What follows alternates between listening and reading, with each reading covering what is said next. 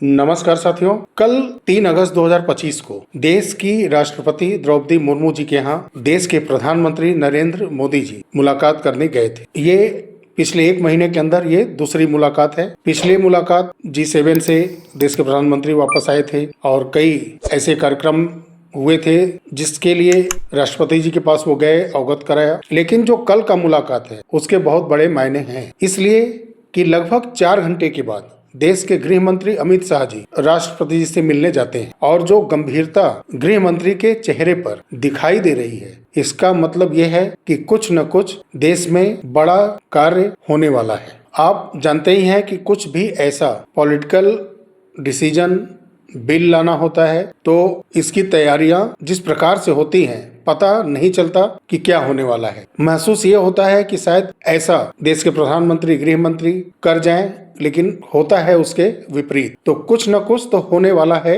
और इस पे मुहर लग जाती है कि कल अकस्मात सुबह 9:30 बजे की एनडीए के सभी सांसद के साथ प्रधानमंत्री मोदी स्वयं मीटिंग करेंगे और कल बुलाया गया है जिसमें कि प्रधानमंत्री का संबोधन भी हो सकता है और विशेष करके भारतीय जनता पार्टी के सभी सांसद को वहां उपस्थित रहने के लिए कहा गया है। तो संसद सत्र चल रहा है। 11 बजे से संसद सत्र चालू होता है प्रत्येक दिन, सैटरडे और संडे को छोड़ करके। इस समय तो 9:30 से मीटिंग और 11 बजे से संसद का प्रारंभ होना, इसके बीच में अचानक से मीटिंग होना और प्रधानमंत्री और गृह मंत्री का राष्ट्रपति जी से मुलाकात करना, ये कोई बड़ा संकेत तो देश के लिए है ही। अब क्या है? पहला कारण कि कल 5 अगस्त 2025 है। 5 अगस्त 2019 को आपको बिल्कुल ध्यान होगा कि जम्मू कश्मीर से धारा 370 को हटाया गया था, इसका बिल पास कराया गया था और इसको खत्म कर दिया गया था। तो बहुत बड़ा दिन ये है भारत के लिए। कल फिर 5 अगस्त है और पहला तो यूसीसी हो सकता है, यानी यूनिफॉर्म सिविल कोड, ये आ सकता है। बिल इसका लोकसभा में रखा जा सकता है, लेकिन मुझे इसका आशा अभी कम लग रहा है, क्योंकि पिछले कुछ सप्ताह के अंदर सीआरपीएफ की जो 20,000 के आसपास तैनाती की गई जम्मू कश्मीर के अंदर, वो कहानी कुछ और ही कहती है। और 50 से 100 सांसदों के बीच में सिग्नेचर करा के उनसे सुप्रीम कोर्ट के अंदर एक पिटीशन फाइल किया गया है जम्मू कश्मीर के पूर्ण राज्य के दर्जा के लिए। और अभी कुछ दिन पहले पूर्व मुख्यमंत्री फारूक अब्दुल्ला जी ने बोला कि जम्मू कश्मीर को पूर्ण राज्य का दर्जा दिया जाए और विपक्ष के नेता कई लगातार इस बात को उठा रहे हैं कि जम्मू कश्मीर को पूर्ण राज्य का दर्जा दिया जाए। तो हो सकता है कि जम्मू कश्मीर को पूर्ण राज्य का दर्जा दिया जाना है, इसके लिए राष्ट्रपति से चर्चा हो, दोनों नेताओं ने किया हो, लेकिन उसके लिए फोर्स को वहां भेजना, इसका औचित्य नहीं समझ में आता। और जबकि विपक्षी दल सारे कह रहे हैं कि वहां पर जम्मू कश्मीर को पूर्ण राज्य का दर्जा दिया जाए, तो इसके लिए बहुत सामान्य सा बात है कि सारे विपक्षी दल भी इसको तुरंत स्वीकार करेंगे और संपूर्ण राज्य का दर्जा वहां जम्मू कश्मीर को मिल जाएगा। लेकिन ये भी सत्य नहीं है, क्योंकि जो तैयारी है, ऐसा लगता है कि जम्मू और कश्मीर को भी अलग किया जा सकता है। जम्मू को राज्य का दर्जा, एक स्वतंत्र राज्य का दर्जा, जहां की सरकार स्वयं से सारे फैसले लेगी, वहां का पूरा एडमिनिस्ट्रेटिव सिस्टम उसके कंट्रोल में होगा।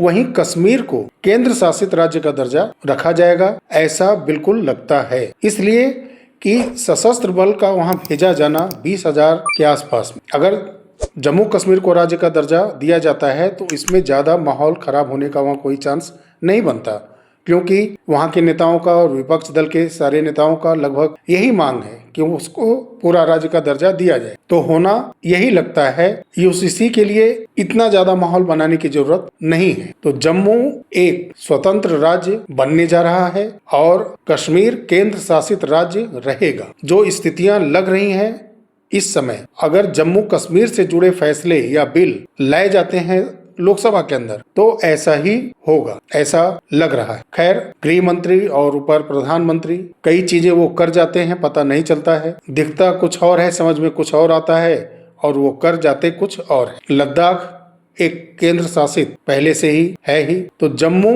अलग राज्य बनता नजर आ रहा है। और 5 अगस्त को देश के प्रतिपक्ष के नेता Rahul Gandhi ji election commission of India के एविडेंस के साथ उनके करतूतों का एटम बम भी फोड़ने वाले हैं, तो उस पर भी निगाह रहेगी। या हो सकता है कि ये सब तैयारियां कहीं उन्हीं के कारण तो नहीं हो रही हैं, लेकिन इतना राहुल गांधी जी के लिए तो नहीं होना है। अब ये देखना है कि कौन सा एटम बम वो फोड़ते हैं। जैसा कि एक बार संसद में उन्होंने बोला था कि भूचाल आ जाएगा अगर मैं बोलूंगा, तो बोल भी दिए, पता नहीं भूचाल तो नहीं आया कहीं। अब देखना है कि उनके एटम बम कितना विस्फोटक होते हैं या वो भी एक फुलझड़ी ही साबित होती है। और आज कोर्ट के अंदर जो मनमाना एक सड़क छाप की तरह बोलते रहते हैं कि देश की सरहद पर ये हो गया, हजारों करोड़ रुपए अंबानी को दे दिया।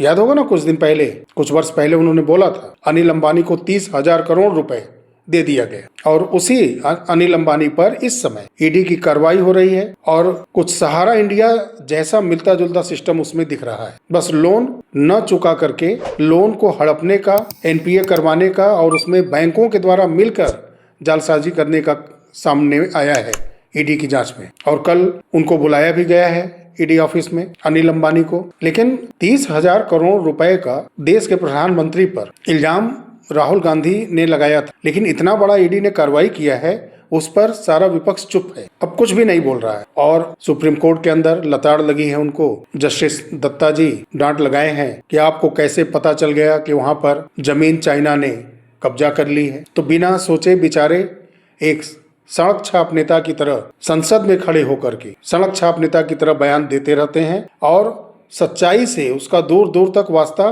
पहले भी नहीं निकला है और आगे भी हमें नहीं लगता कि कुछ ऐसा निकलने वाला है। उत्तेजना में वो बोल जाते हैं कि आपके प्रधानमंत्री, जैसा कि कोई स्क्रिप्ट बाहरी विदेशी कोई लिख कर दे और वो राहुल गांधी से ये कहे कि आपके प्रधानमंत्री ऐसे ऐसे करके किसी को ये मदद पहुंचा रहे हैं, किसी को ये मदद पहुंचा रहे हैं। तो वो स्क्रिप्ट इन्होंने पढ़ लिया है जिसमें ये कहा गया होगा कि आपके प्रधानमंत्री के द्वारा, और वही स्क्रिप्ट उठा करके ये बोलना शुरू कर देते हैं, जिसमें कि ये बोल जाते हैं कभी मीडिया में पत्रकार के सामने बोल जाते हैं कि आपके प्रधानमंत्री, और उनके लोग संसद में वो बोल जाते हैं कि सीधे स्पीकर के सामने कि आपके प्रधानमंत्री। ये बहुत बड़ी बात है कहने को, सुनने में तो ये बहुत छोटी बात है, लेकिन है बहुत बड़ी बात। पक्ष हो या विपक्ष हो, कोई धर्म हो, पंथ हो, मजहब हो, देश का प्रधानमंत्री तो सबके लिए होता है। सबकी अपनी अपनी महत्वाकांक्षाएं अलग अलग हैं, विचार अलग हैं, अपेक्षाएं अलग हैं प्रधानमंत्री से, लेकिन हैं तो वही देश के प्रधानमंत्री। उनकी ही जवाबदेही है, प्रश्न भी उन्हीं से होता है और उनके अच्छे कार्यों की